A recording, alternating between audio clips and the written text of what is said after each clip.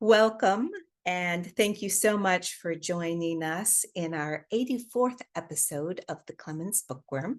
I'm Angela Unk, Director of Development at the Clements Library, and your host for the morning. Um, just in case you're joining us for the first time, we do use the chat during this program and encourage you to chime in. My colleague Ann Bennington Helber will be monitoring the chat and adding helpful links along the way. If you have a question, however, please put that in the Q&A section. And if you see a question that somebody else is asking that you're particularly interested in, you can give it a thumbs up and that will upvote the question and send it higher in the queue. In addition, we have live machine captions turned on, and you can toggle those on or off and change the size to whatever suits you best. And then side-by-side mode should be enabled. I can really only control so much of what you see, so please play around with that and move the slider to change the relative size of the speaker and the slides. This program is brought to you by the William L. Clements Library, located on the campus of the University of Michigan in Ann Arbor.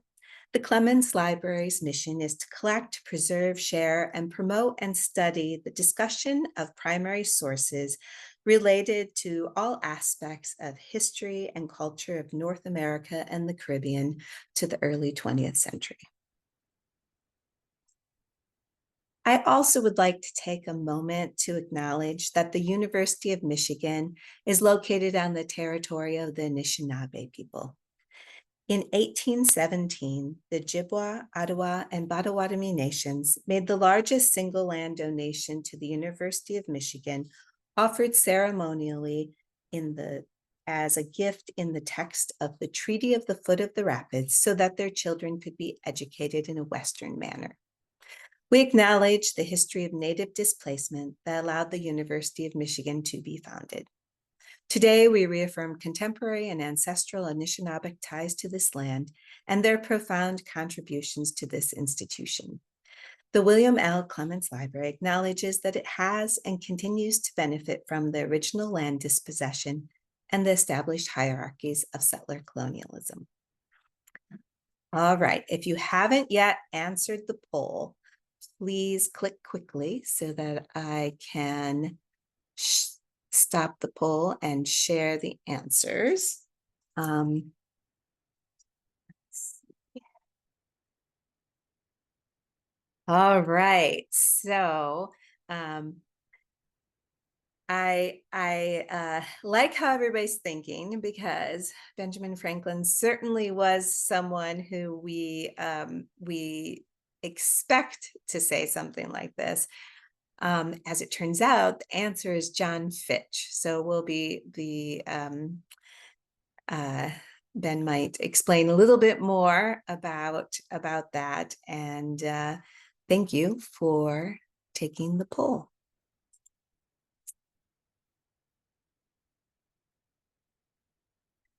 All right. I'd like to thank today's sponsor, the University of Michigan Spectrum Center.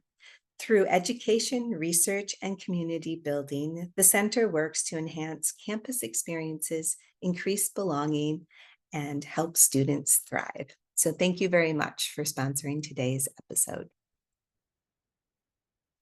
And without further ado, I would like to introduce today's guest. Ben Bascom is an assistant professor of English at West Virginia University. His research and teaching focuses on early and 19th century American literature and LGBTQ studies. His scholarship has been published in Arizona Quarterly, Early American Literature, and J19, the Journal of 19th Century Americanists. Ben was a visiting research fellow this year at the Clements, and I'm delighted to welcome him today to discuss his first book, Feeling Singular: Queer Masculinities in the Early United States. Welcome, Ben. Thank you so much, Angela. I really appreciate that warm introduction. And thank you, Anne, for your organizing expertise. It's such a delight to connect with you all. It's been a year since I was in Ann Arbor, and that was such a generative, productive time for me.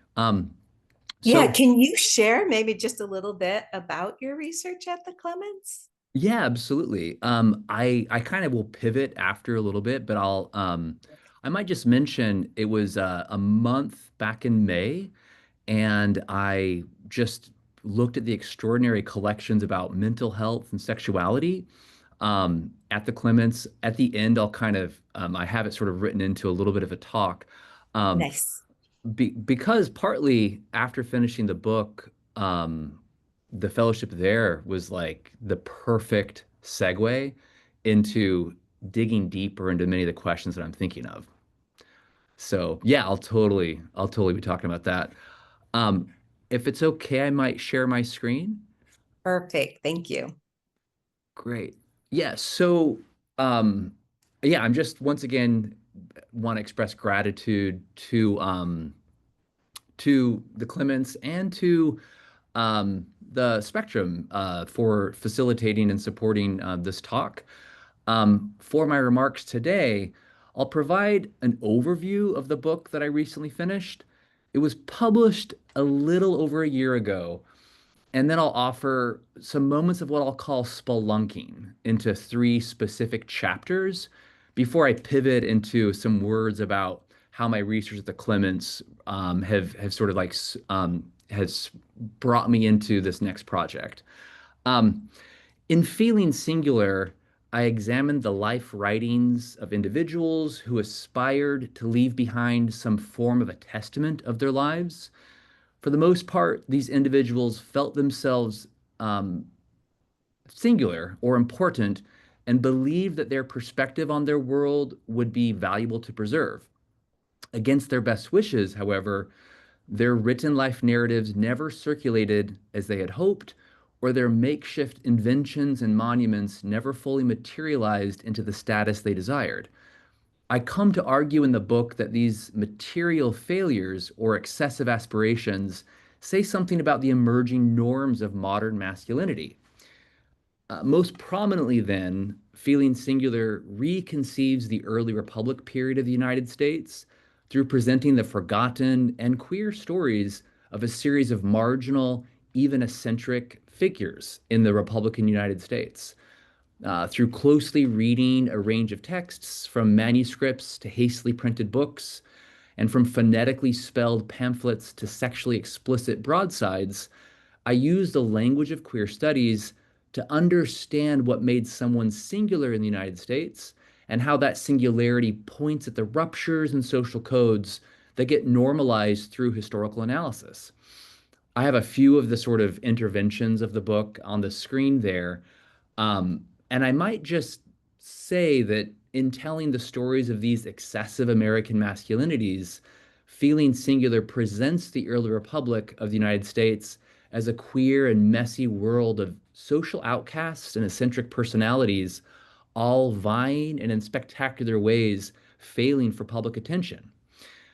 These figures include John Fitch, who was referenced in the little pop quiz, a struggling working class mechanic, Borio Brinch or Jeffrey Brace, a formerly enslaved Black Revolutionary War veteran, Timothy Dexter, a self-declared lord who secured a fortune through a risky venture in bedpans and whalebone corsets, Jonathan Plummer, an itinerant peddler and preacher, and I conclude with William Amos Wilson, a reclusive stonecutter who became popularly known as the Pennsylvania Hermit.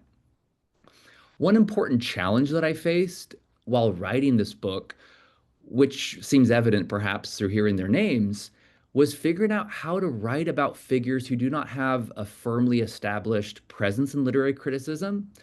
While some of these texts and individuals have an article or two about them, for the most part, they have not yet received sustained attention. One curious thing to note, though, is there's currently terrific work done by historians Von Scribner and Janice Ewan, who are similarly working on Timothy Dexter, and we've been in touch because of sort of Dexter makes visible a lot of, I would say, contemporary dynamics that we see today. For today's talk, though, I'm going to go to briefly touch on two of the figures before turning to Jonathan Plummer, because he really helped situate my next book project and a lot of the work I did at the Clements. So John Fitch invented a steamboat in the 1780s, and with the assistance of others, created a momentarily functional passenger ferrying business across Philadelphia's section of the Delaware River. He describes having this idea when, after loaning out his horse and being troubled with severe joint pain when walking, he wondered if it were possible to create some mode of transportation that didn't necessitate a horse. While reflecting under that pain, he describes being struck with an idea, as he notes, that one could convert steam into power. What he most certainly did do, however, was upset many of the early US power brokers who wanted him to be less vocal about his invention and instead let a collective take the credit for the steamboat contraption. Fitch's writings bring out moments where he asserts George Washington, Benjamin Franklin, and Thomas Jefferson all silenced him, denying him his patent claims. At one moment in his life narrative, he notes, quote, I have already inadvertently made myself so noticed that I never can in future conceal myself. So he had this sense that he was so important that he would never be able to, not be noticed again. Fitch deposited the manuscripts of his life narrative in the Library Company of Philadelphia and included a cover letter with instructions on how to proceed toward publication.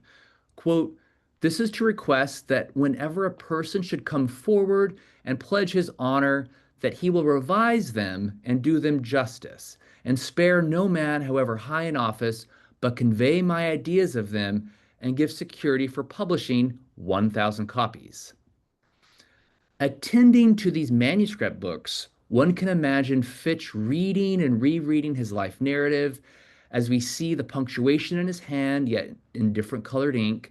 Words, paragraphs, and sentences are crossed out and altered, page numbers added with directions to jump ahead or go back for further elaboration on a point that, in his hurried hand, quickly turned into an unfinished tangent.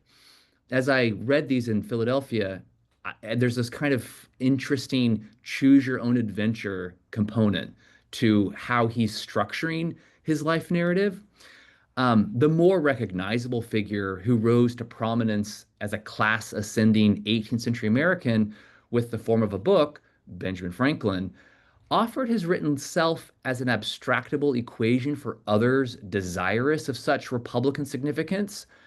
But instead of authoring his own life for print, like Franklin, who sort of knew that there would be people who would get the manuscript to the sort of publication, Fitch understood his future textual reception would require others' aid, and he asked future editors to clarify his prose so that he could be understood for future readers. From the material manuscript, we know he deliberated over words and phrases, making emendations, writing to the librarian who held his manuscripts, quote, as I am no grammarian, I wish the whole of my works revised but not altered in substance. Wanting his book to be edited but not altered, he imagined his textual body would be cleaned up in the proper prose of the period, which he understood as a prerequisite to becoming an important to future readers. This book his manuscript was eventually sort of edited in 1976 by Frank D. Prager, but all of the idiosyncratic punctuations and spellings were abstracted out to sort of like clarified to make it, or punctuation was inserted in order to like normalize it in some manner. In a poem he wrote near the end of his life, Fitch commemorates his frustration with building a steamboat. Quote, for full the scope of 7 years, steamboats excited hopes and fears in me, but now I see it plain, all future further progress is in vain, and am resolved to quit a scheming and be no longer of patents dreaming. As for my partners, damn them all. They took me up to let me fall. For when me scheme was near perfection, it proved abortive by their defection. They let it stop for want of rhino, then swore the cause of failure mino. Placing the blame of failure on his partners, Fitch affirms that they let me fall. Fitch believed his scheme was perfect for a specific moment, but that his business partner's defection made the project abortive. The enjambment in lines 2 and 3 suggests the centrality of representing a singular self for Fitch, where his hopes and fears carry on to break the line. Fitch's poem attempts to compensate for his affective failure to produce the cultural legacy he desired, writing a ballad to memorialize his feelings about his failure. But even the ballad is bad, with seemingly uncertain masculine and feminine rhymes, most pronouncedly the last two syllables, which awkwardly pronounce mino. Inserting onto the singular possessive first person pronoun an O to match the previous rhyme, this feminine rhyme documents Fitch's self subjection as he projects his aspirations onto the manuscript page as a testament to his inefficacy. Later in the 19th century, Fitch was reclaimed as a romantic failure, one who was too invested in his singular selfhood to be properly appreciated by his era. For instance, this image from Louis Figure's The Marvels of Science, a French author, dramatically portrays the distraught inventor plummeting to his death. The clothes and postures are very mid-19th century to depict a failed Fitch jumping from the crags of a river, though he actually ended his life with a liquor and opium concoction in a Kentucky town in 1798. The image, however, portrays him throwing himself in the cataracts outside Philadelphia, and this romanticization of suicide, the fantasy of inventive genius plunging one toward death, frames Fitch's society as at fault for not affirming his supposed self-declared genius. Now, on the opposite sort of side of Fitch in my book, we have Timothy Dexter, who is the figure I examine in the third chapter of Feeling Singular, titled Federalism and Drag, Timothy Dexter's Pickle and Other Perverse Properties. Where Fitch never received his desired form of social accolades, Timothy Dexter emerged from a poor colonial leather dresser to a post-constitutional speculator who amassed a huge amount of wealth and then promulgated his personality on the early national stage. From the figure of failed inventive genius, then, we have the something grandiose, gaudy, and gigantic. The self-declared Lord, Timothy Dexter, accumulated an exorbitant amount of wealth through hoarding cheap continental currency until that ballooned in price, and then he exploited settler colonial land speculation practices to amass more and more property. He then paraded that wealth around his home in the form of statues, where he put likenesses of, say, Napoleon Bonaparte, Benjamin Franklin, William Pitt, Washington, Jefferson, Adams, and then, of course, two of himself around this house of excessiveness. And I have a couple images of the statues that are still preserved at the Newbury Museum in Newburyport, Massachusetts, and that's the Royal Arch that he references. Um, Many of the pieces were destroyed in a hurricane. But I want to kind of emphasize where Fitch wanted others to clean up his manuscript into proper print. Dexter leans into the messy orality of language, having his A Pickle for the Knowing Ones published with phonetic spellings and pretty much no punctuation. He includes this bizarre moment of self-promotion, as you see on the screen.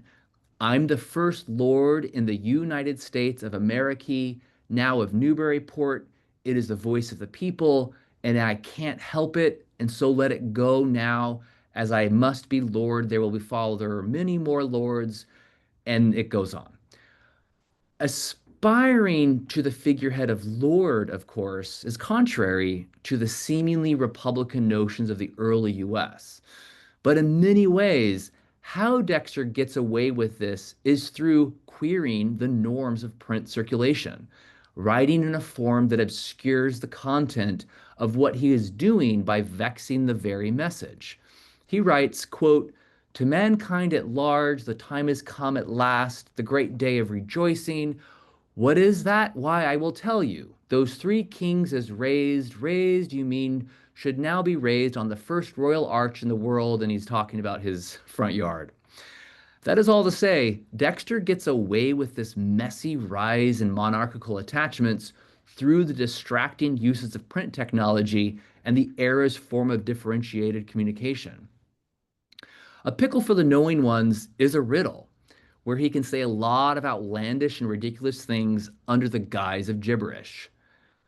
One of the individuals that Dexter employed to sing his praises was Jonathan Plummer, an itinerant peddler and poet who often found himself kicked out of cities and towns for street preaching.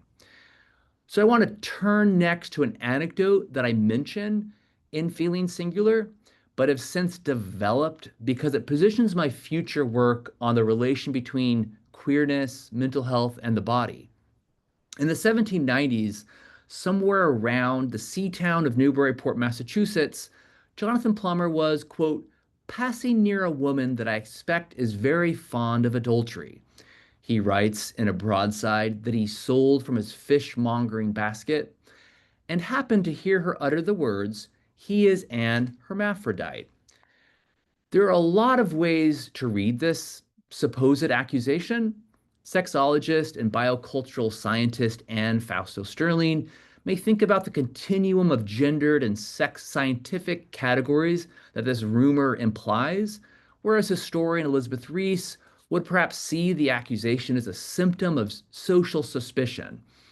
There's also an aesthetic tradition that thinks about this figure, developed by Christopher Luby and Kathleen Long, but I'm less interested in the content of the rumor than in what the rumor unfurls.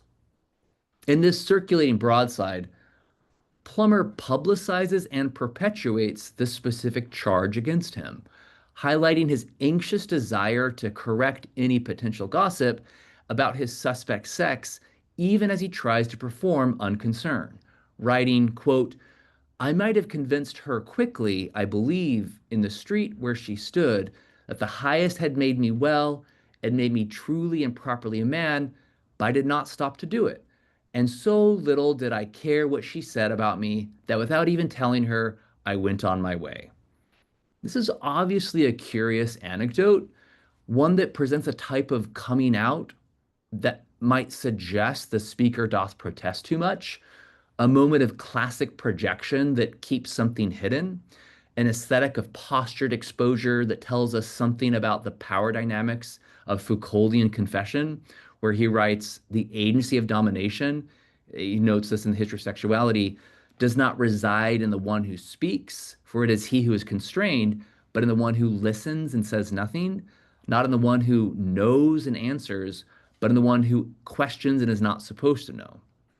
I'm going to sketch out what this curious broadside moment and others like it from the Plummer archive might teach us about sex and sexual interiority. Building from recent work in sexuality studies from Greta LaFleur, Benjamin Kahan, and Jordan Alexander Stein that center archival research to tell the multiple emergences of the category we imbue with the term sexuality, I endeavor to show the prospects for thinking about the history of sexuality through textual ephemera. So my words, I hope, will constellate together some thoughts around this particular exposure and its implications for thinking about sexuality. How does the body, fantasy, and sex intermingle with one another, mutually imbricating and constituting each other? And I really am thinking with Greta LaFleur's brilliant work, The Natural History of Sexuality, where she provides an environmental theory of sexuality. So I'll be sort of like thinking about that as I touch at the end about my work at the Clements. So returning to Plummer, we might see how the question of Plummer's sex foregrounds an entire social world that seems deeply invested in deciphering and uncovering, prodding and plumbing Plummer's truth. The compartmentalization of sex and sexuality as a facet of individuality that must be hidden in plain sight becomes oddly reflected and refracted in Plummer. As a form of identification, sexuality emerges as a demarcation that pretends to stabilize the subject along vectors of desire, funneling feeling and attachment in ways made legible. In a broadside titled A Looking Glass for Lovers of Strong Drink, or Jonathan Plummer, No Hermaphrodite, the author elaborates on the rumors that others repeat about him. One man, this is a quote from him, one man, Jonathan Plummer don't marry, commit fornication nor adultery. Is he not a Christian? He writes and talks against lewdness. Continuing the quote, another man, he is an hermaphrodite. He rails against pleasure that he can't enjoy, begrudging those who can enjoy it their happiness. You may rest assured that it was not Christianity that kept him from being forced to marry or pay for a bastard long ago. These two anecdotes set up a curious dichotomy. The first assumes that Plummer's life testifies to his Christianity, his ostensible position against lewdness, and refusal to commit fornication nor adultery.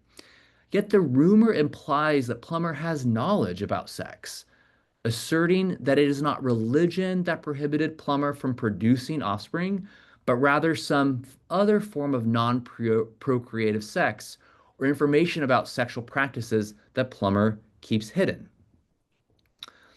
Not only did Plummer never marry and establish a family, two hallmarks of Republican belonging in the new nation, but his life narrative, which he wrote in the vein of the era's supposed great men, failed to be the family-focused and circulated cultural artifact he wished it to be. At his death in 1819, he had about $1,400, which, doing the math, if it's correct, it's like $28,000 today.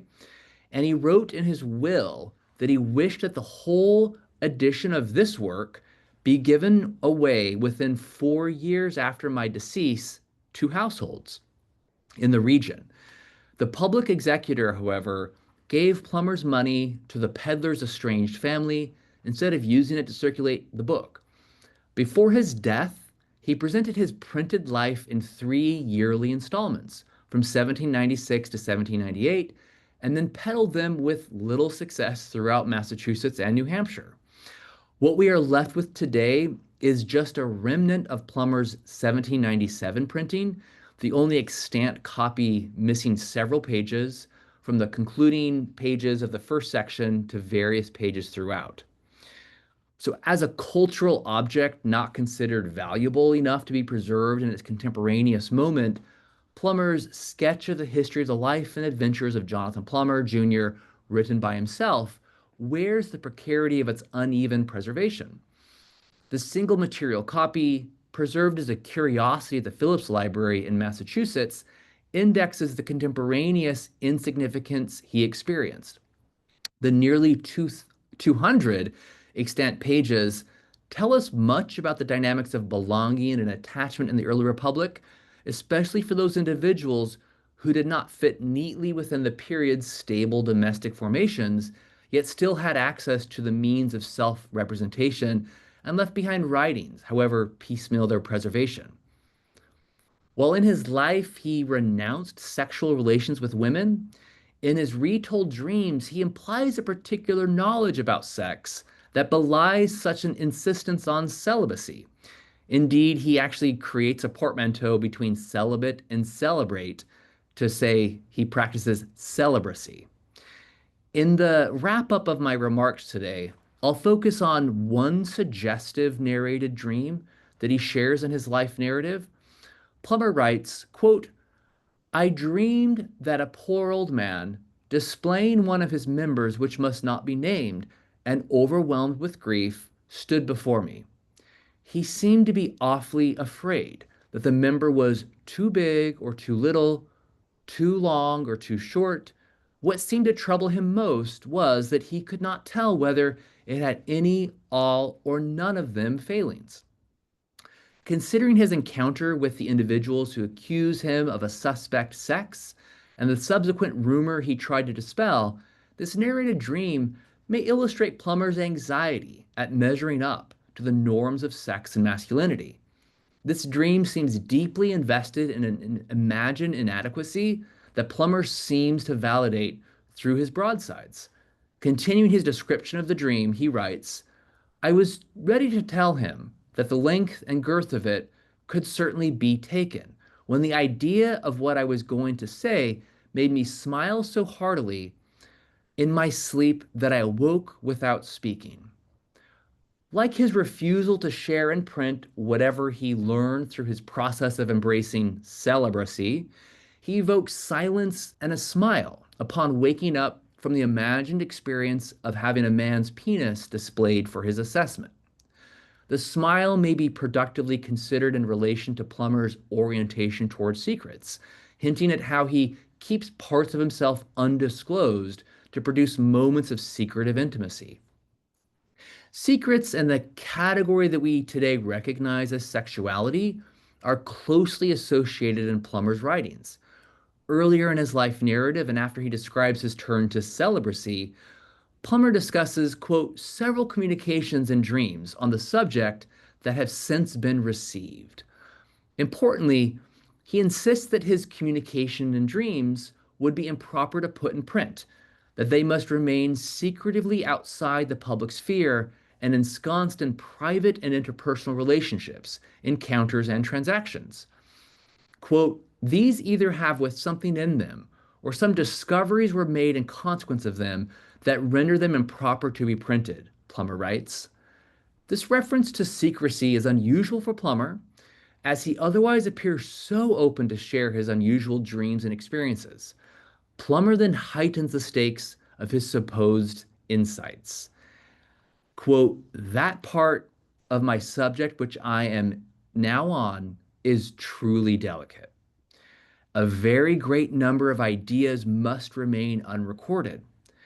These are of such amazing importance in the world that I believe people who prize health at anything near a proper rate will do well to call on me in private and to pay me for a few observations, which it is in my humble opinion would be more serviceable to them than 1 or 2, 3 or 4, 5 or 600 millions of dollars would be. Harboring a secret, Plummer believes he has knowledge that would be unbecoming, to use a synonym for improper, in the sense that it shifts one's sense of self.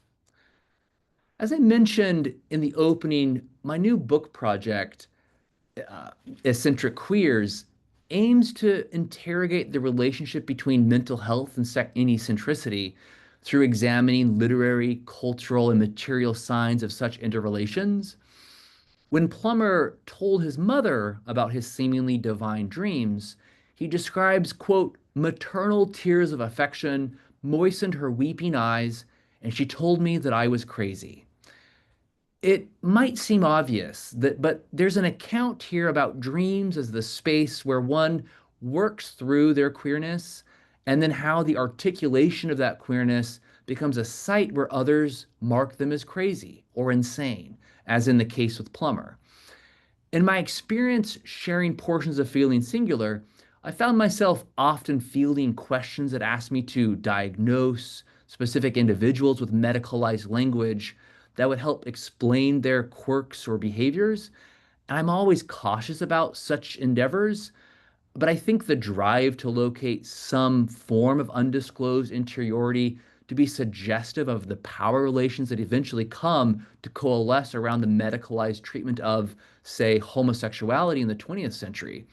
So, in many ways, this book, Feeling Singular, pays my foray into the next major book project that I'm working on, Eccentric Queers, Sexuality and Ability in the 19th Century, which began a year ago at the Clements, where I was able to, oh, I didn't realize I missed a slide, but I was able to delve into some very rich and compelling medical materials that sort of help document this rise of the medicalization of queerness.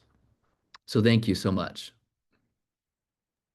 Thank you. That was great. And yeah, we can't wait to see how your next book comes together. And that's great.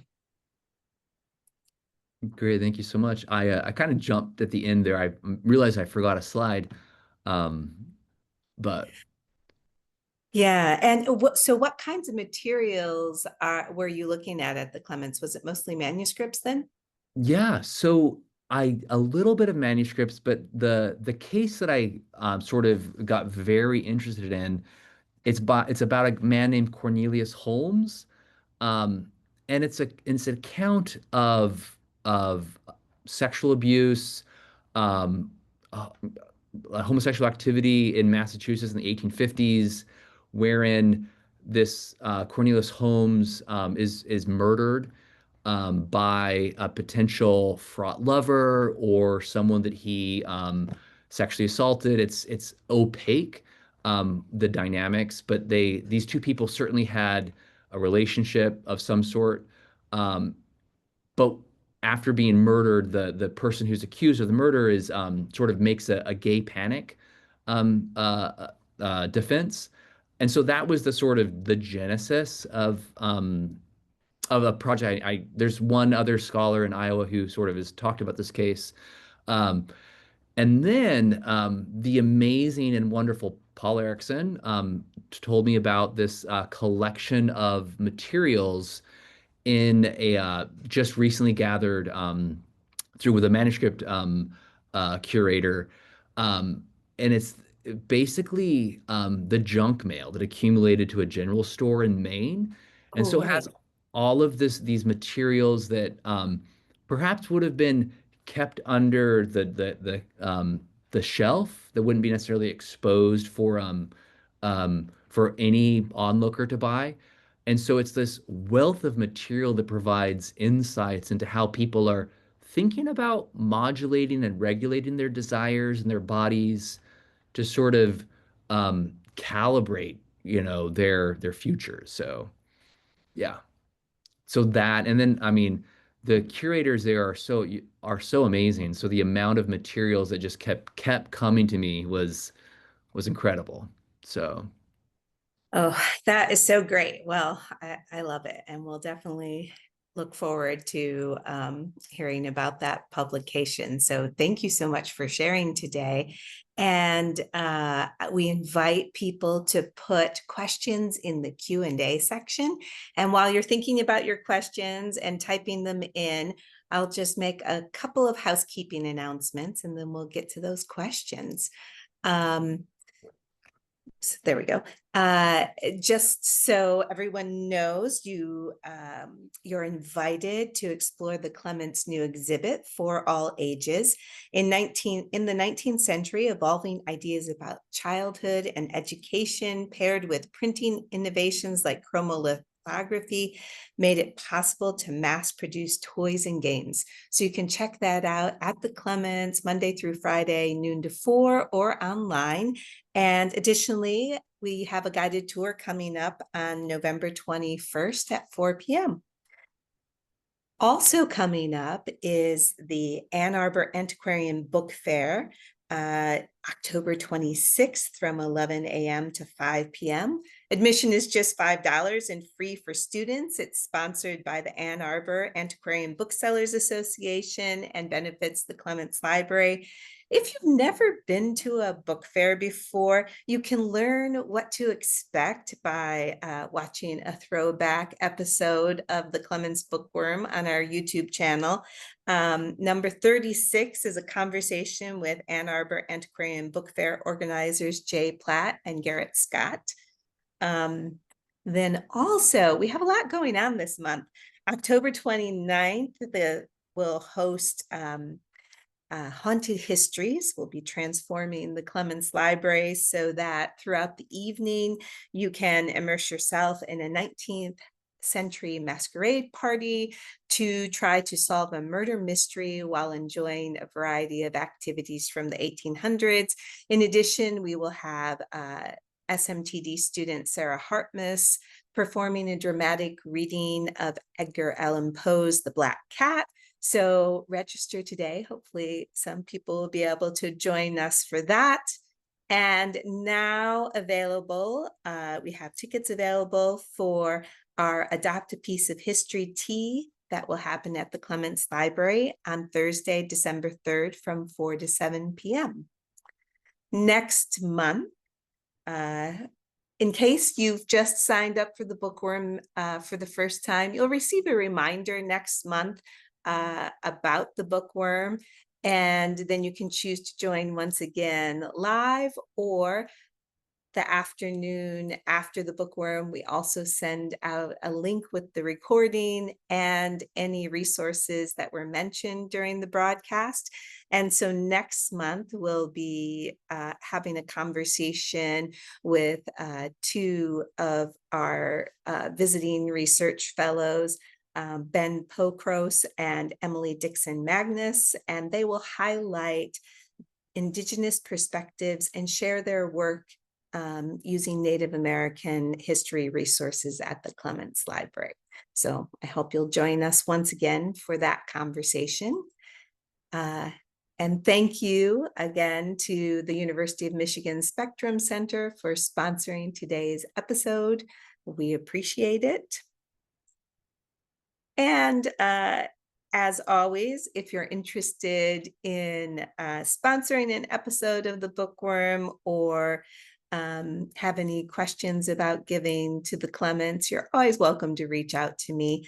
We are delighted to have you as an audience member for the Bookworm and appreciate your ongoing participation in this community.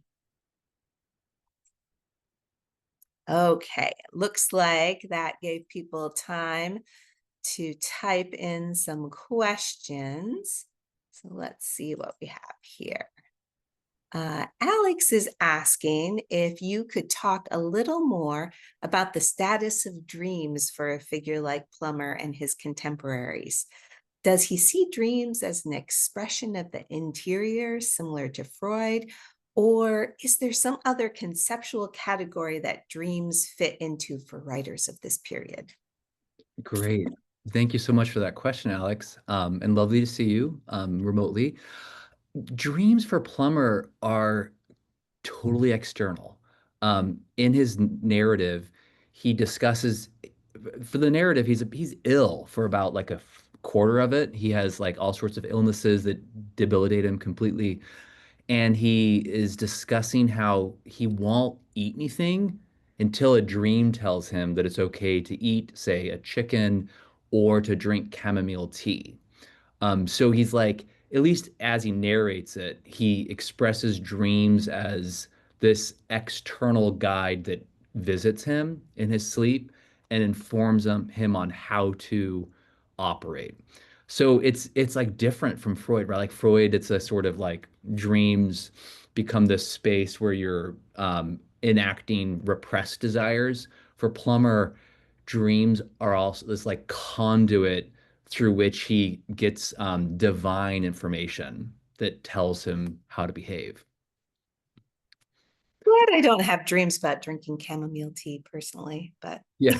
With all the chamomile tea I drink, I probably should, but so yeah. And I mean, there's so many like Susan Jester and others, like there's so many people that do some terrific work on dreams.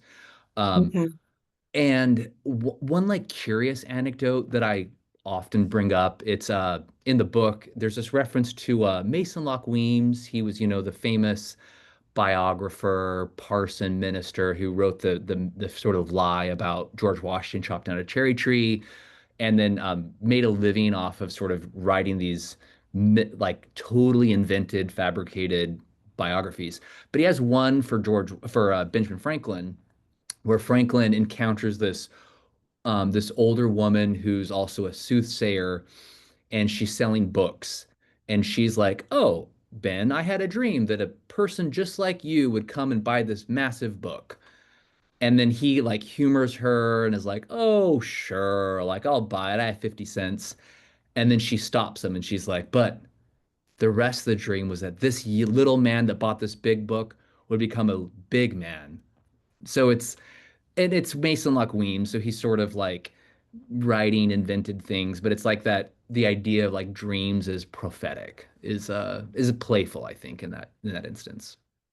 Right.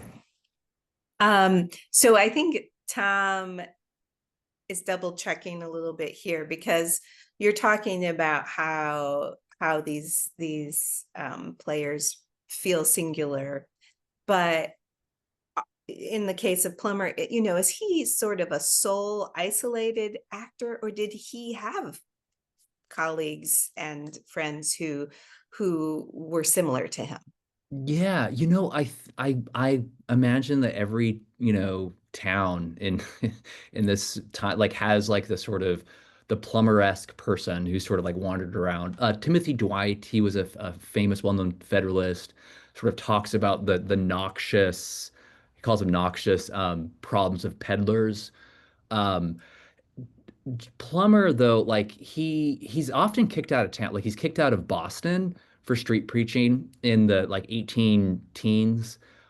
He is referenced in the Salem minister George Bentley in his like a massive diary of like the terrible plumber came again. So he's sort of like he's both serving a social function of like providing, he's selling thimbles, he's selling sewing materials, he's collecting rags for making paper, but he's also like maybe has other items for sale or things for sale that are unsavory in their lingo. There's people, one of the local historians, Samuel, he's actually Samuel Knapp, but he talks about Plummer. This is like not substantiated, but he describes Plummer selling pornographic materials in his stuff. When you kind of get that moment where he's like, "Hey, I can't print what I want to share, but come talk to me." Like he's doing something with that could be considered salacious or could be like provocative in some manner.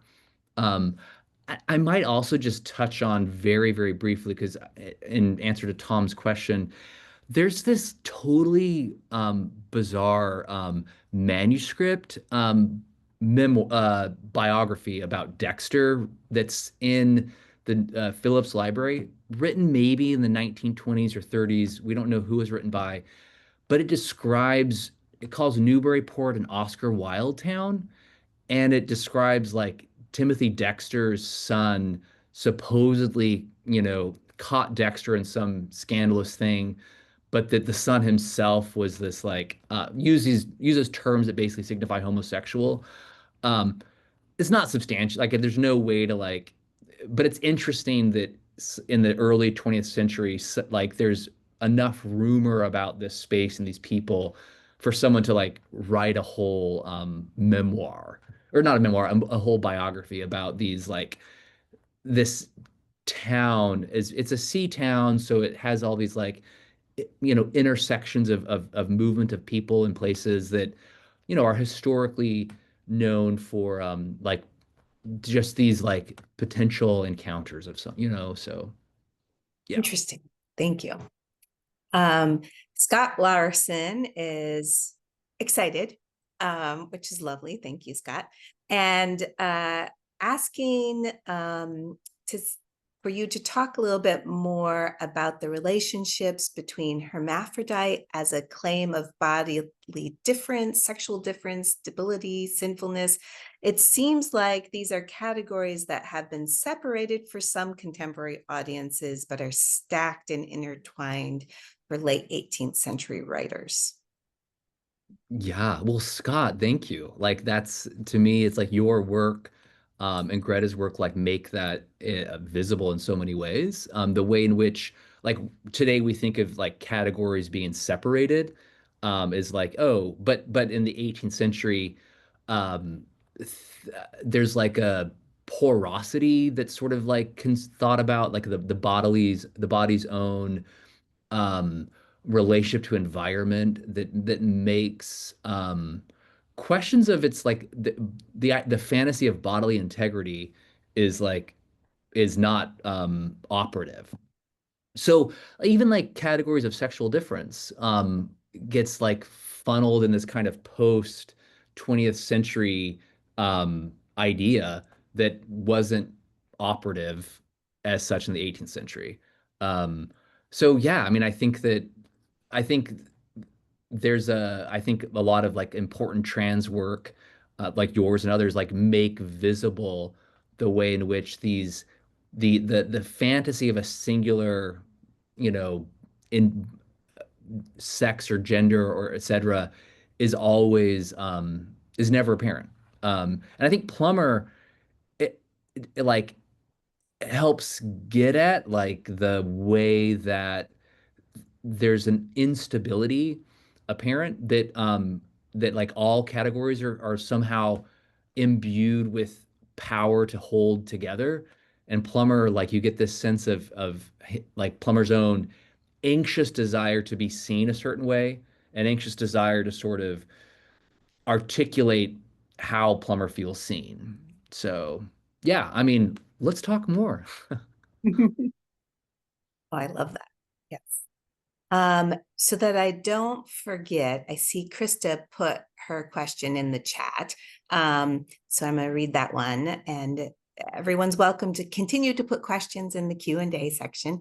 But Krista says, very general question, but wondering if you could say a little bit more about how queer theory helped you to read these singular characters and how you chose this particular archive of figures.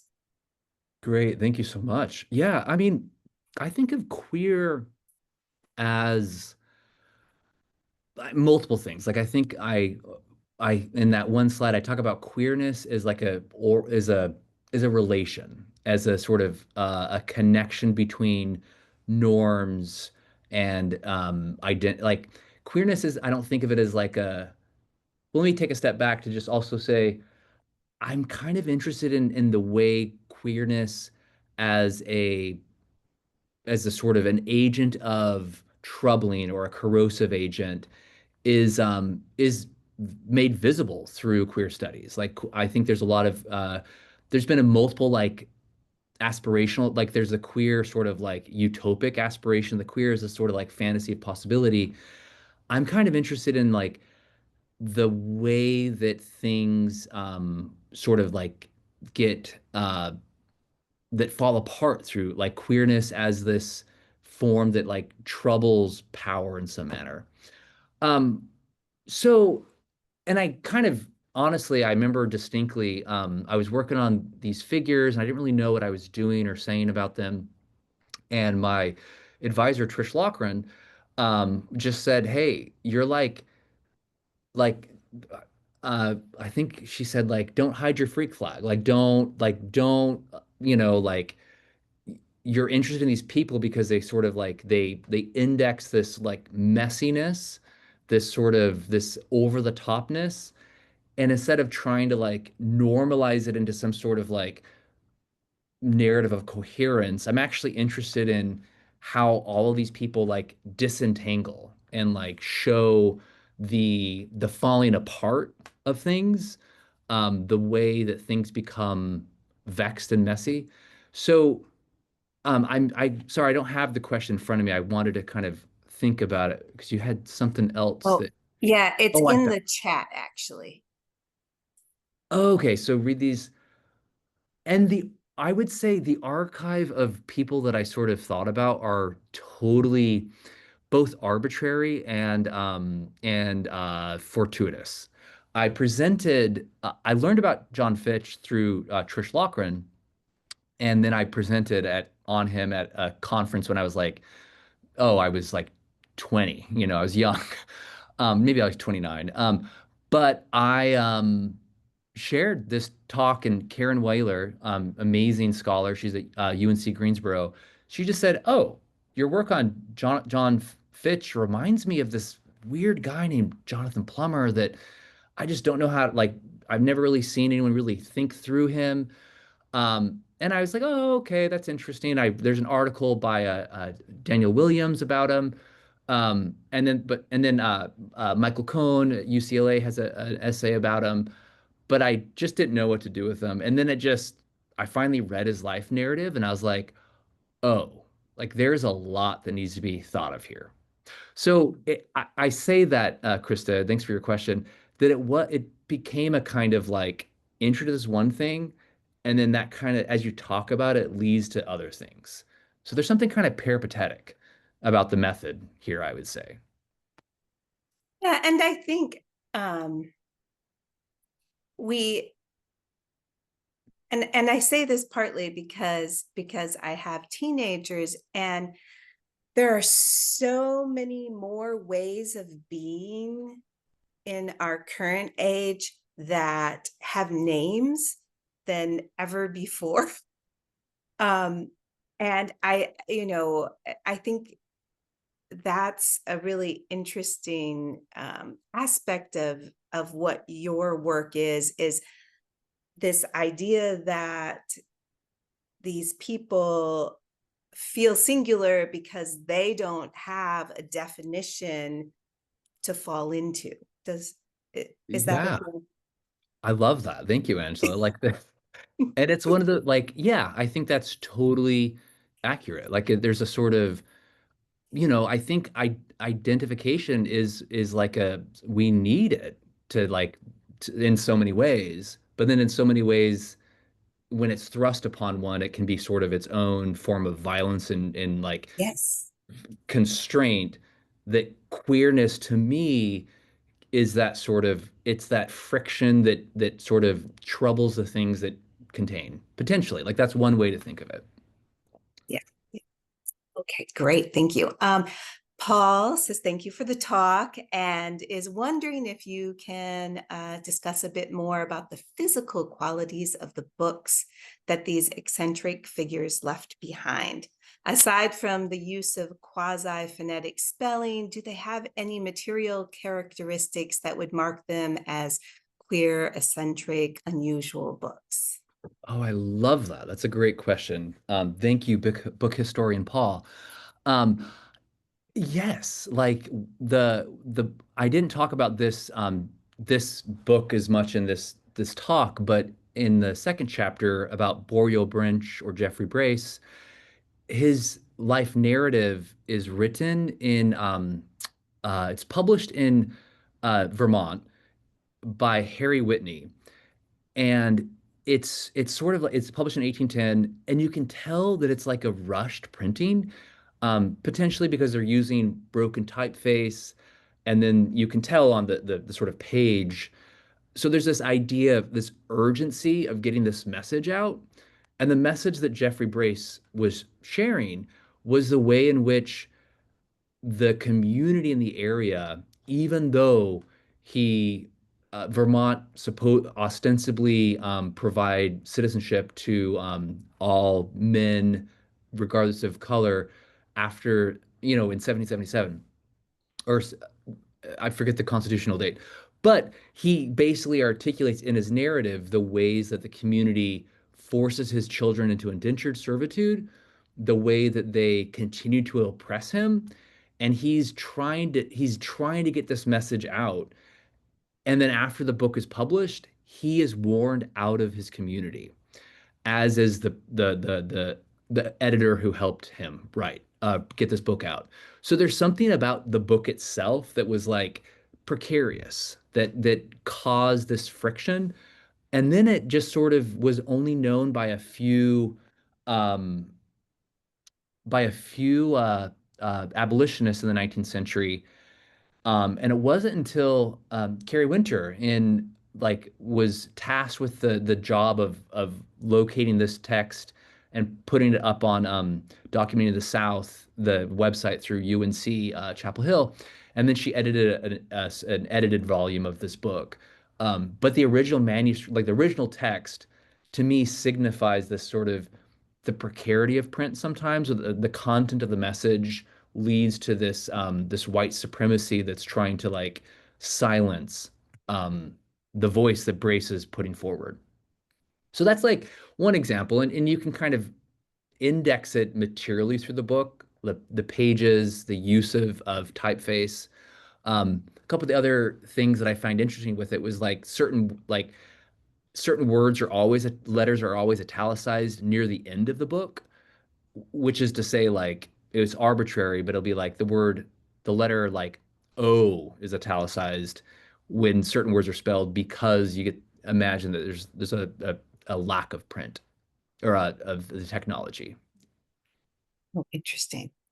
Thank you. Um, So Bruce is sort of thinking, there's actually several questions now as everybody sort of thinks about these ideas of, definition, I guess. And so Bruce is wondering, aren't the public persona of these queer American men an extension of well-known 16th and 17th century British and French courtiers labeled dandies or fops who provided both entertainment and enlightenment to royal families? Yes, absolutely. Especially because, Jonathan Plummer was assigned the role of poet laureate to Timothy Dexter. So I think Dexter is trying to sort of like imagine himself, in this sort of like space of the British lord, but living in, 180, he dies in 1806, um, Newburyport, Massachusetts. So I think that absolutely, like he's sort of like trying to imagine himself in this like tradition, this lordly tradition where you can bring people into your court, have them sing your praises. Um, and I think the other question that might be thought about is like the figure of the dandy and the fop. Um, I there's interesting work being done about the figure of the bachelor with this too, but like and John McCurdy's recent book has terrific reading of the figure of Yankee Doodle and its connection to the fop. So like the book is called Vicious and Immoral, and it's a really incredible, like detailed uh, analysis that I would say that kind of shows a little bit of where that what that looks like in the Revolutionary American period. So I remember I conclude the book with this story of a hermit, and I remember presenting on some research in England actually, and people were like, "Oh, like every wealthy home had a hermit. Like it was like you just this space like yeah, there's the hermit's quarter and some." So I think that there's something. Yeah, it's like it's all been done before. um, Tom is wondering if you can say a little bit more about the role of Plummer in his community. Great. Yeah, thanks, Tom. So yeah, he would sort of, you know, he was warned out of Salem and Boston. He lived with his cousins and a sister in Newburyport.